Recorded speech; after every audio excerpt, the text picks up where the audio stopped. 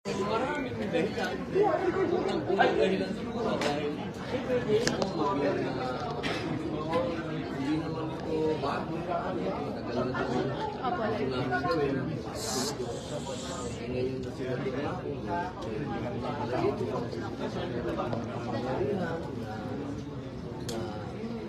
Kasi na ito naman, nasa konstitusyon naman na direct sa usapan. Naiinip na ako dun sa mandatory ROTC bill. Sobrang na ako naiinip. Kaya gumawa na lang ako ng sarili ko yung diskarte. Katulong ang opisina sa Senado na magawa na kahit man lang dito sa Senado, maumpisahan natin yung citizens military training. Hindi lang naman sa usapin ng pera o sa calamities, mga emergency. Dito, ilang beses tayo rito nagkakaroon ng mga earthquake. Kukunti lang ang isa para sabihin natin sa 2,000 empleyado, kukunti lang ang isa para pangatawanan yung safety natin. Para sa akin, dapat lahat tayo dito handa. Kung ano man yung pwedeng mangyari, handa tayo. Marami po ba nag-express ng interest, sir? Sorry, natutuyo yung ano ko, fasting sorry, kailangan bumelo. Marami po naghayang ng interest na sumama. Ngayon, magandang balita po. Ang target ko kasi talaga, 300. Pero as of Ilan na po? 100 plus. Diyan, 100 plus na po tayo. Ito po, ano? Ayun, sabi po ni Sir Ernel. 100 plus. 160 po, no? 160. Opo, Sir, ano yung main benefit kapag nagdaan sa basic military training, yung mga kagaya po na Benepisyo, sana, ako, kanina naman, pinisinta ng Navy, maraming pwede makuha ang benepisyo. Pero sa akin, sana ang magiging unang-unang nasa damdamin ng magpapa-English. Ang magkaroon ng benepisyo, yung bayan. Yung pansarili mo, siguro para sa akin, isang tabi muna natin. Nandiyan lang yun, maraming benefits. May nakita doon, may funeral pa nga. Nakakatawa nga, pag ikaw ay pumanaw, nakakakupan ng bandera, dalawang sundalo dun sa tabi mo, gano'n. Marami, mayroong hospital, yung mga pansariling benepisyo ba. Pero sa akin, mag-concentrate tayo dun sa ang makakabenepisyo nito, ang bayan. Pag tayo yung mga naging reservist, tayo ay magiging organisadong mga tao. Hindi tayo hindi uso sa atin ng panic. Pagka naging organized tayo, lahat ng bagay na dadating sa atin, handa tayo. Yun lang naman. kung sakasakali, sir, na kailangan ng reservist, for example lang, sir, mapalaban sa West Philippine Sea. Yun ba, sir, pwede nang asahan yung Katulad po nung sinabi doon kanina, napakaganda nung pagkaka-explica. Ang reservist, magiging katulong tayo ng mga tinatawag natin na talagang nandun yun di ba? Nakita mo doon, yung mga installation, government installation, pwede tayo. Halimbawa lang, sabi mo nga, baka magkaroon ng, sabi natin, ng armed conflict. Ang mga reservist, tayo, naging reservist tayo, pwede tayong pagkatiwalaan sa mga government installation. Kapag sinabi mo na government installation, tayo yun. Dito tayo sa Senado. Ito ay pangatlong sangay ng gobyerno. Napaka-importante nitong lugar na to. Isipin nyo, kung tayo reservist ko, ano man ang mangyari, calamity man yan, o ano, pagdating dito sa lugar natin, tayo na ang bahala. Hindi na tayo puproblemahin pa ng gobyerno kasi alam nila, dito sa Senado, handa tayo kung ano man ang mangyari. Maging ano man yan, gera man yan, o kalamidad, sa Senado, huwag natin silang problemahin, kaya nila ang sarili nila. Sir, aminado ba kayo na medyo malabo makapasa yung mandatory ROTC kaya naisip nito na project? Nawalan na ako ng pag-asa. Nawalan na ako, 2 taon na. Para sa akin, ano bang inaantay natin? Kasi isa to sa plataforma kung lakbo. Denial natin ito. 2 taon na ako dito, wala pa rin. Para sa akin, sabi ka talaga, sarili ko na lang makumbinsi ko yung mga tao. Kasi para sa akin, napakagandang halimbawa nito. Pag nalaman ito ng mga kababayan natin na dito sa Senado, may service na siguro, magkakaroon ng mga programa pa. Unang-unang, makapagdagdag ang Senado ng budget dahil sa service kasi po konti ang budget. Sana makadagdag kami ng budget doon para makapag-inganyo pa tayo sa maraming lugar. Then, balak niyo po bang iikot sa buong Pilipinas? Balak niyo pong iikot sa buong Pilipinas yung ganitong mission? Dapat naman. Ang problema kung konti ang budget yung gusto. Siguro, pagka magbukas tayo ng mata, ng ating mga kasama, hindi lang dito sa mataas na kapulungan, pati dito sa malaking kapulungan, sana tingnan nila ito na yung reserve, napakahalaga, unang-una, ito nasa konstitusyon ito. Ang linaw doon sa konstitusyon. Eh sana, dagdagan natin yun. So kaya limited to 300, hindi mo kaya na. Eh, kulang pa yung nag-apply, baka second batch. Gusto ko talaga 300 para.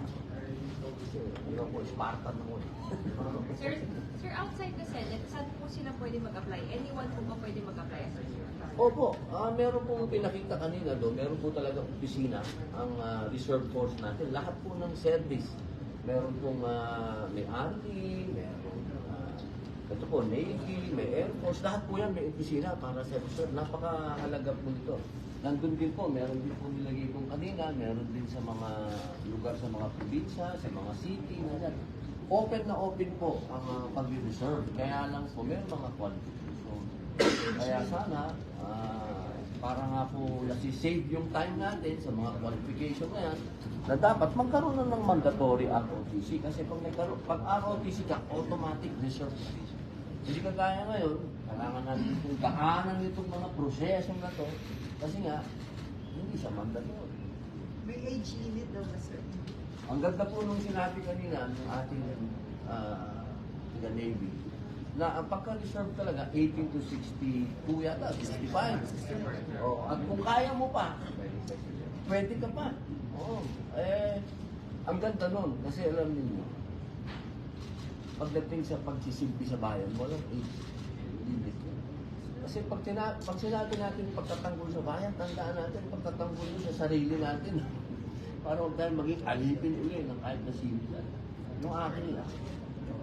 Huwag na natin asahan yung iba para ipagtanggol tayo. Kaya naman natin. Hindi pa tayo. Ang ganda na sinabi ng Navy kanina, kami, mga edad namin, konti na lang ang time. Sabi ko sa kanya, boss, kulang yung speech mo doon. Ano yun? Sabi mo kasi wala na rin energy. O pag itong edad natin, wala nang retreat to. Kasi wala ka na rin energy mag-retreat eh. Itong edad namin na to, palaban na to. Tayo, boss, ikaw. Huwag na mag-deny, magkaedad tayo.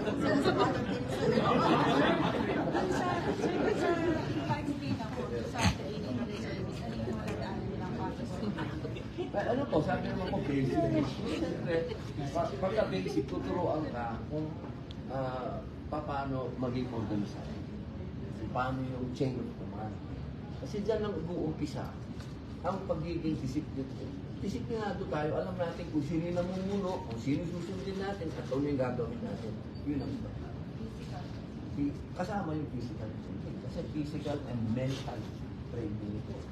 Kailangan magkaroon tayo ng kasi sa atin, puso sa atin, marami dito sa Pilipinas, puro leader. Kulang ang followers. Dito sa ating gagawin, dadamihan natin yung followers para mas Sir, yung mga staff na nire-require na naman. pinipilit ko sila. Nakakahiya naman Hindi yun. mandatory, sir. Oo. Yun sa amin, mandatory. Mandatory po siya. Oo, mandatory.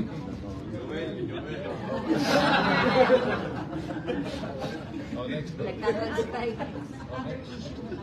Sir, O sige na, ano yung ka? Alam ko naman, gusto niya na doon. Hindi ko na alam kung ano yung sasagot ko na. Sabi ko na lahat.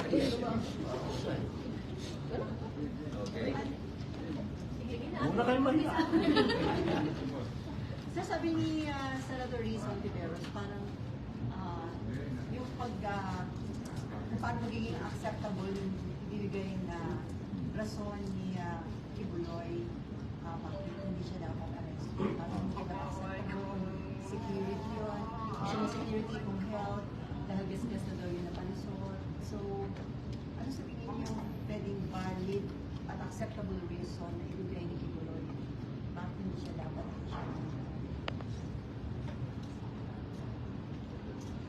Una kasi ayaw ko mag-comment patungkol sa meeting ni Ma'am Senator Lisa Ontiveros sa mga statements na siyempre kasi sa ang post ko, sa ang chairwoman. Pero siguro bilang member niya, ang hinihingi ko lang at sinabi ko naman din sa privilege list ko, sa letter na due process, bigyan natin kay Pastor Kibuloy, isa na dyan yung court order. Nagpapasalamat naman tayo sa sulat na natanggap namin sa ilabas ni Senator Risa Ontiveros ng Philippine Makapirmas Senate President. So lahat naman ito, magandang balita doon, dumadaan doon sa procedure na nakalagay sa Senate procedure. Diba? Yung akin lang, mahirap lang yung mga statement.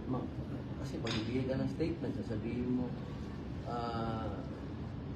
itong dahilan na to, nabasa mo yun. Pagka sinabing medical, hindi tatanggapin.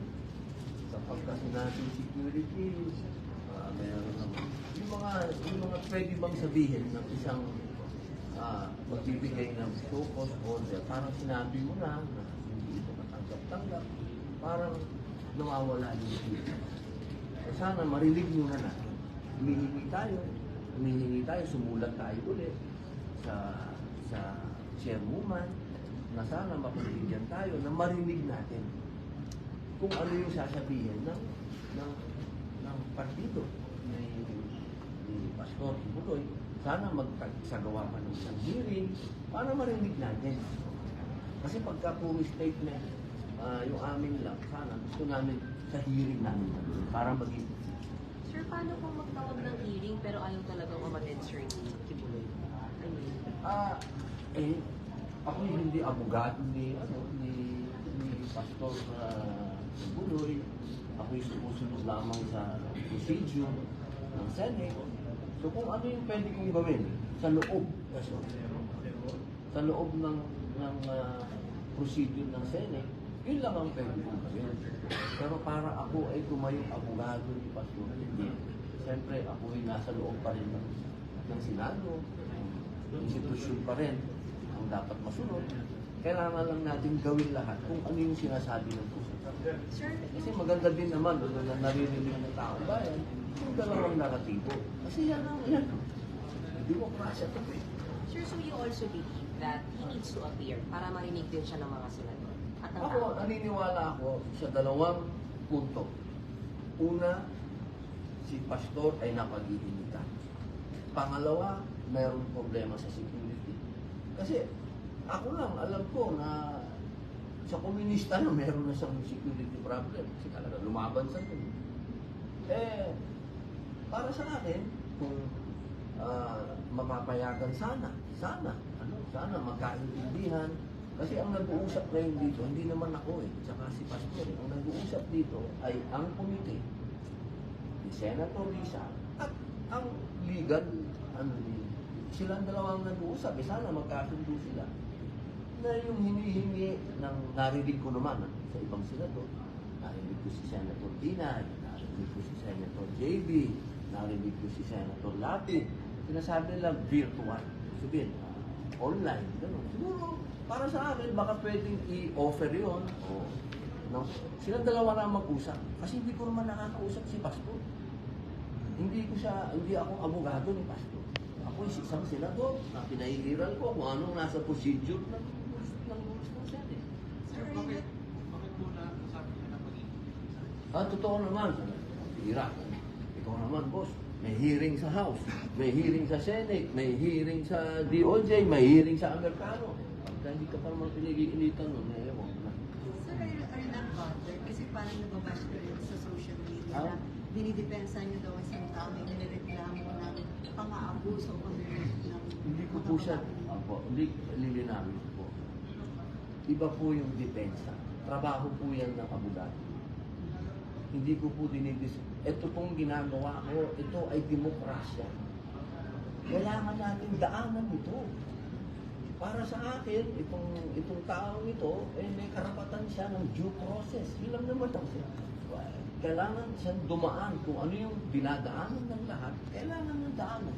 Hindi naman po pwede na wala pa tayong judgment na sino ang may kasalanan o kung sino ang may ginawa o sino ang nasasabi ng totoo. Lahat tayo may judgment. Sayang naman naman. Binabayad sa atin ng taong bayan, kaya tayo nandito, proteksyonan ng demokrasya. Sir, you mentioned pinag-iinita. But before this thing happened, meron na siyang kaso sa States. What can you say about that? Siyempre po, alam Paano naman, yung kaso niya sa States before? Opo, hindi naman, ako din po, hindi ko po alam kung ano yung mga kaso na yan, dahil hindi po ako abogado ni Pastor. Katulad po ng sinabi ko, ako'y nagsasalita, una, bilang isang senador. Pangalawa, itong taong ito, kasama ko ito, laban sa mga komunista. Kung kahit naman sino, sa palagay ko, nakilala mo yung tao, teka, kilala ko to eh. Kasama ko to, na nakipaglaban sa komunista, sa mga armed, alam naman natin, hindi naman kami nagsisinungaling, open naman yung mga ginawa namin. Papapanood naman ninyo. Makikita din yun sa SMNI, magkasama talaga kami. Ngayon sa pagkakataon ito, nawala na si PRRD na lumaban din sa armed struggle. Itong tao ngayon dadaan sa ganito na hindi man lang ako magsasalita. Sinagod din naman. Sir, At nandun din naman ako sa loob ng committee na yun. Na dapat siguraduhin ko sa loob ng committee na yun ay umiiral ng due process. Wala akong hinihinging sobra dito. Lahat ito ng sinasabi ko nasa loob ng rules, nasa loob ng konstitusyon, due process. Sir, doon sa issue ng security, reserve officer kayo, para bang wala kayong tiwala sa security forces natin, na bigyan siya ng sapat na security, na kahit saan siya magpunta, ay magiging secure siya. Hindi naman po siya walang tiwala. Ang sinasabi kasi ng kaligang batas, lahat ng Pilipino ay obligado tayong ipagtanggol ang ating bayan. Pag sinabi natin ipagtanggol ang ating bayan, hindi yung literal na sasabihin mo na kailangan mo pumunta doon sa battlefront ngayon. Halimbawa, katulad ngayon, o tara, punta tayo ng sabihin natin, nagkakabulong ngayon sa koridor. O tara na, sa koridor, punta tayo doon. Hindi po gano'n. Ang sinasabi ko, kung nasan tayo, katulad ngayon, nandito tayo sa Senado, magkaroon ng anuman, sabihin natin, gera man yan, o kalamidad, huwag na tayo magdagdag pa ng problema sa national, sasabihin natin sa national, tulungan nyo naman kami dito. Tutulungan na natin yung mga regular forces. Sasabihin natin sa regular forces, huwag nyo kami intindihin dito sa Senado. Organisado kami dito, reserve force kami dito, kaya namin ito. Ganun lang po ba? Hindi. Kailangan kasi tulungan tayo. Sir, sabi Yung punto ko, sir, is ganito, yung may problema ka mo sa security ni Pastor. Paano, Pastor? O kaya akala ko ako si Boss. Yung kay Pastor, pag lumabas siya, baka pwedeng may mangyaring hindi maganda. Given naman yun. Pero, kung sabihin is, wala pa yung tiwala sa security forces natin na bantayan siya to make sure na, halimbawa, kaya na pumunta from Davao to the Senate, protected siya. Hindi po ako magsasabi kasi yan. Kasi si Pastor ang nagsasabi na siya, sabi niya, ay natatakot siya para sa sarili niyang proteksyon. Hindi ko naman po pwedeng sabihin na ay gagaranti ko yun. Na, Pastor, okay ka? Hindi ko gagawin yung obligasyon na yun. Kanya to, karapatan niya yun. Bilang nasa Bill of Rights natin yan, mga kapatid ko. Pwede niyang sabihin niya na hindi ako safe. Kailangan natin respetuhin ang karapatan niya. Hindi po pwedeng lahat tayo, tinuturo na natin sana, may kasalanan ka lang. Wala bang sinasabi ang konti. Teka muna, di ba? Renda muna tayo, mga kabayan. Meron din siyang Bill of Rights. May karapatan siya. Ibigay natin sa kanya ang due process. Sir, as a senator, ano magiging impact nito? Kasi sana si former President Aquino pumunta dito. And then, ito, magtatagumpay tayo na hindi mapunta si Pastor Kibuloy. Ano impact nito sa integrity ng Senado? This will be the first time na Kailangan gawin po ng Senado ang lahat. Kailangan ma-implement niya ang kanyang, kung ano yung sinasabi ng, dyan sa procedure ng aid of legislation na yan. Kailangan masunod yun. Which is, Opo, papuntahin siya o hindi? Nasa committee na yan. Nasa committee yan para gawin nila lahat ang kanilang kapangyarihan para masagawa nila kung ano yung nilalabas nila ng mga desisyon. Diba?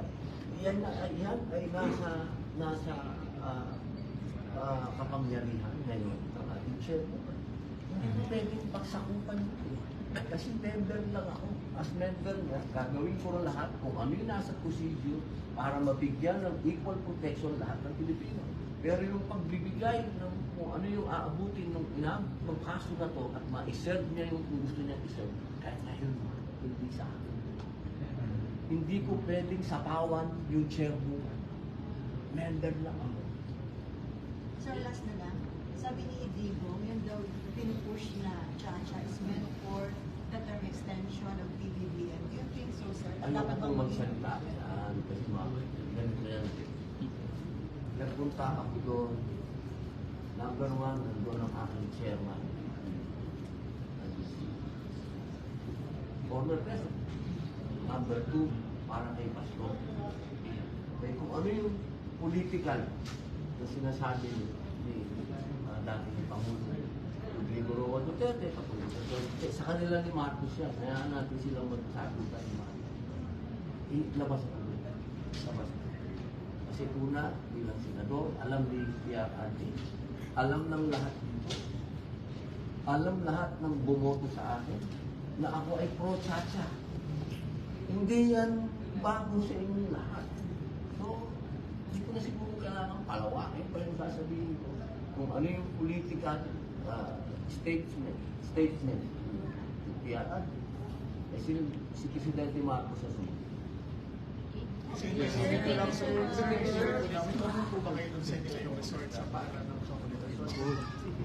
Una, medyo naguluhan ako. Hindi man ako pwedeng magsabi ng against ako o hindi. Kasi siyempre gusto ko madinig muna yung mga taga-Bohol. Pero isa lang ang masasabi ko, naguluhan ako. Kasi nakakatawa naman yun, parang kasi ang ganda kasi ma-preserve yun eh. Kasi para sa akin, reserve, ano yun? Reserve area yun. Diba? Parang ng swimming pool, parang hirap imagine mo. Pero siyempre, kailangan natin pakinggan yung mga taga-Bohol. Lugar nila. Pag narinig natin sila, baka okay naman yung explanation nila. Gusto ko lang malaman nila na very strange. Baka swimming pool. Sana man lang nag-iilog man lang yun o ano, huwag naman yung gano'n. Sir, supportado niyo kung magkaroon ng hearing po. Nag-forward ako kay Ma'am Nancy sa tourism. Sana magkaroon ng pagdinig. Kasi kailangan natin madinig kung ano yung mga taga-Bohol. Kasi sila nag-approve nun eh. Naupakan na nga yung mga barangay captain, kawawa din. Pakinggan natin sila. May reason na, sir. May reason na for Senate. So wala pa akong Meron na, sir. napansa. Meron na answer. Ano yun? Yun. Baka sinunod yung... Thank you, sir.